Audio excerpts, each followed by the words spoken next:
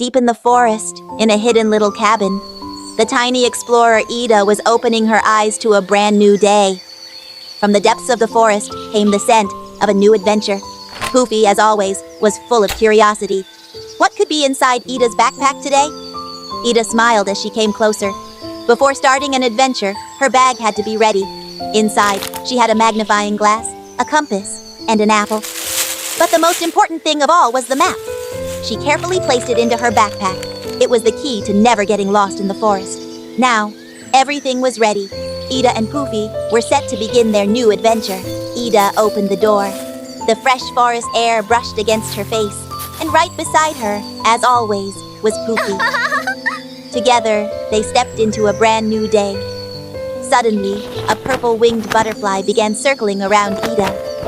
It fluttered around her, and Ida gazed at it in wonder. Laughing, Ida ran playfully with the butterfly, and then it landed right above her head, as if time had stopped. When the purple butterfly touched her nose, Ida felt as if she had stepped into a fairy tale.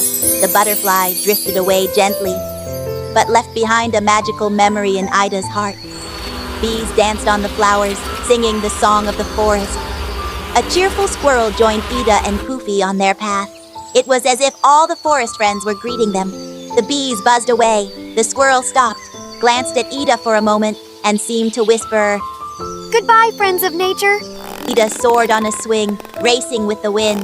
Poofy hopped joyfully, chasing the falling leaves. They were both free, just like the forest itself. Then came a sudden stillness. The swing slowed, the wind paused. Ida closed her eyes and listened to nature. Poofy came quietly beside her and sat in silence. Ida opened her backpack, but something was missing. Her map was gone. Everything else was in its place. But the map had vanished. For the first time, Ida felt as if she had lost her way. Just then, Ida spotted something on the ground. Tiny, round footprints. She leaned closer with her magnifying glass and studied them carefully. It looks like a hedgehog has passed through here. Ida peeked gently under a bush, and there it was. A little hedgehog curled up asleep on her map. Ida pulled out a tiny handkerchief from her bag. "If you like, this can be your blanket." She whispered kindly. The hedgehog lifted its head and smiled. A new friendship had begun. "You're not just a great explorer.